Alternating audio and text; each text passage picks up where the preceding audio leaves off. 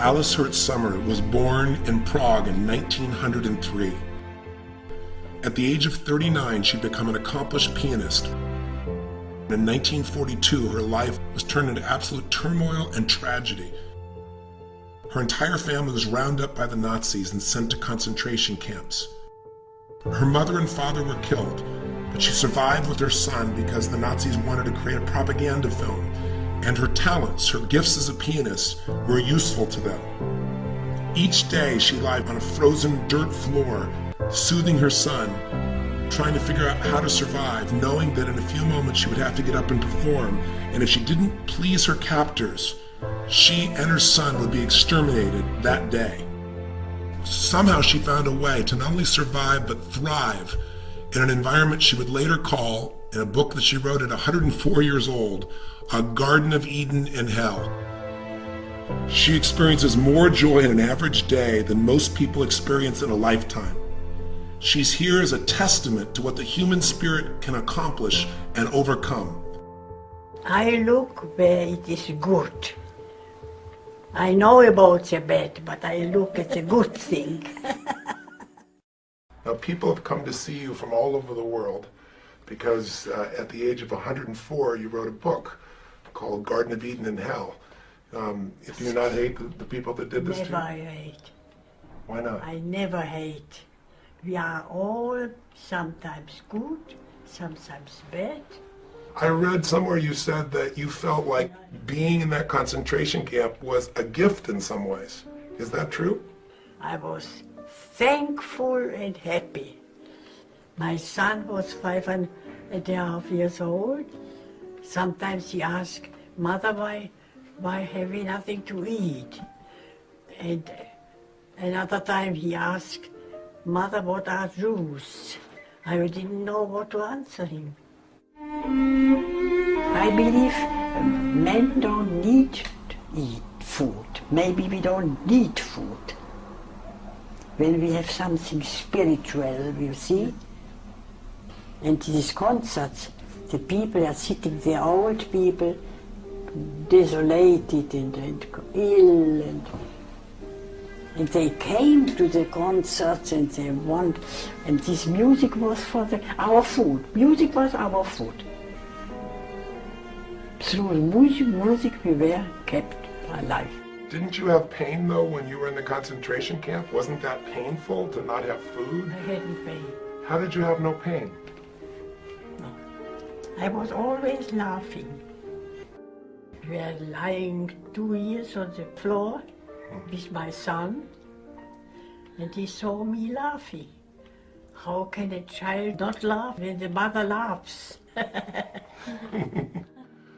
When a child is near to the mother, everything can happen. He is not afraid. It gives him a security. And I was always laughing. Even there I was laughing. The music made me happy. I knew that we will play. And I was thinking, when we can play, it can't be so terrible. The music, the music. I remember Alice sitting on the stage. I was in about third row and saw her from the right profile.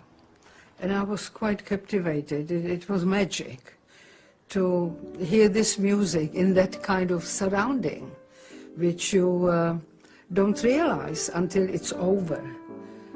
So you come sort of back to earth and see where you are and how much it was a moral support. It was not entertainment, as most people think, that we were having fun. It had a much bigger value.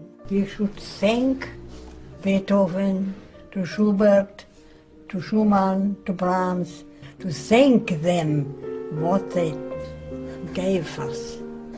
They gave us beauty, they gave us indescribable beauty. They made us happy.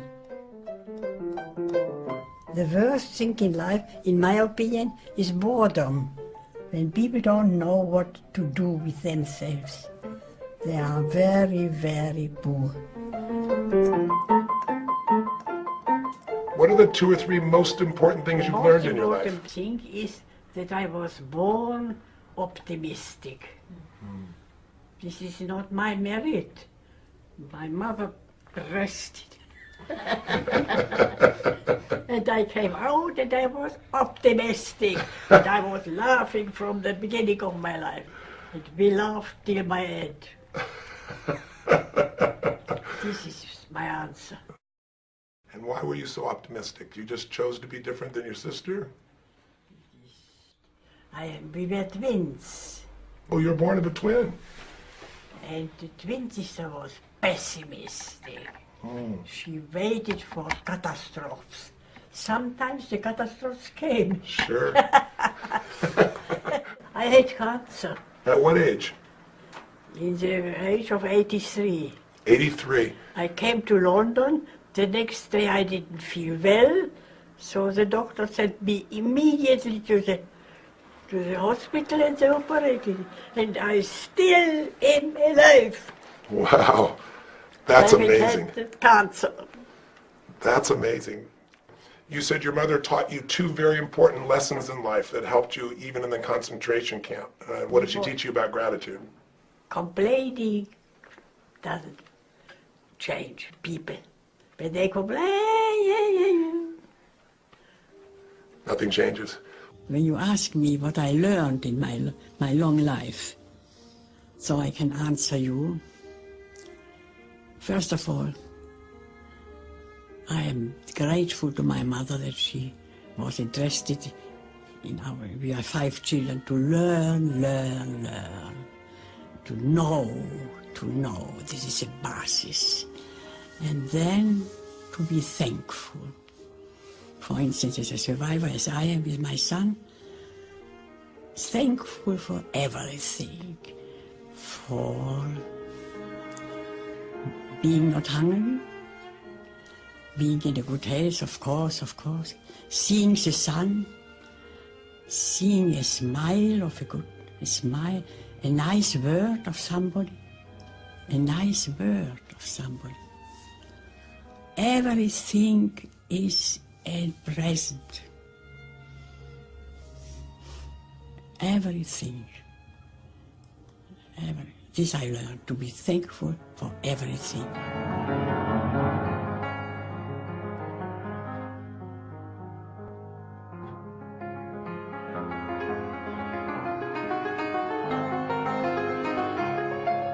I know people who have been used to standing outside the building in the street listening to her and just admiring her playing. This is my religion, actually. I am Jewish without religion, but music actually is a part of my religion. Your mother taught you every day to put something in your mind, so it was something no one could take from you. No. And do you still do that? No. I learned Bach by heart. Yes. And when my doctor came, he said, this is better than 100 pills. Because to learn by heart. Yes. How important is being grateful to a great life? I was thankful and happy.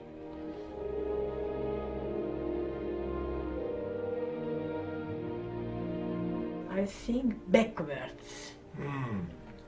This was beautiful. This was beautiful. Instead of forward, I'm living now backwards. Wouldn't it be wonderful if people thought of a life where you started life by, dying, and then somebody gave you a gold watch, and then you went to work, and you eventually ended life playing with your friends in the yard.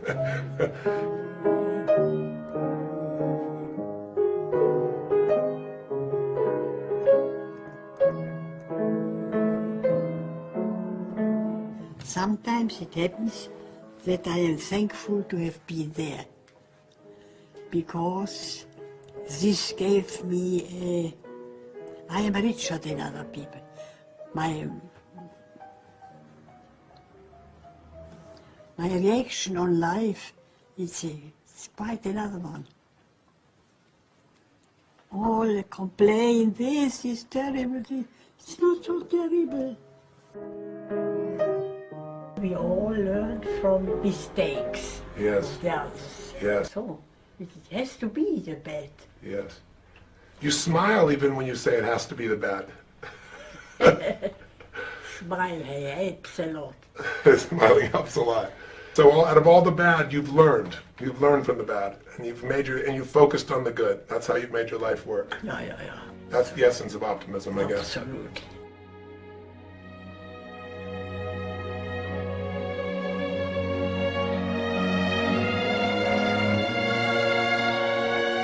All complain, this is terrible. It's not so terrible. I know about the bad, but I look at the good thing.